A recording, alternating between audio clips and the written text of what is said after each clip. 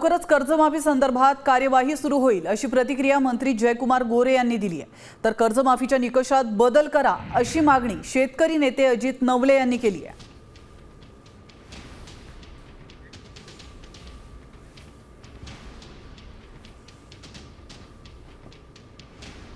माननीय मुख्यमंत्री मोदयांनी निर्णय घेतला, आपल्याला कल्पना असावी की अधिवेशनामध्येच निर्णय घेतलेला आहे आणि 2 लाखापर्यंत शेतकरी बांधवांचं कर्ज जे थकीत आहे त्या शेतकरी बांधवांचं कर्ज माफ करण्याचा निर्णय घेतलेला आहे। लवकरच त्याची कारवाई चालू होईल। जी लोक नियमित कर्ज भरतायत अशा लोकांना सानुग्रह अनुदान 50,000 रुपये देण्याचा निर्णय घेतलेला आहे। त्याची प्रक्रिया चालू आहे। मागील कर्जमाफीमध्ये जे निकष लावले गेले त्यामुळे नियमित कर्जदार शेतकऱ्यांवर मोठा अन्याय झाला।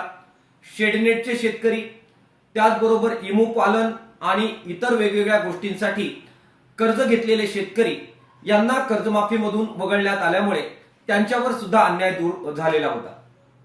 तो अन्याय आता पुन्हा तेच निकष जर लागू केले तर पुन्हा एकदा या कर्जमाफीमध्ये होणार आहे। त्यामुळे त्यामध्ये सुधारणा करावी। नियमित कर्जदारांना सुद्धा थकीत कर्जदारांना इतकाच दिलासा दिला जावा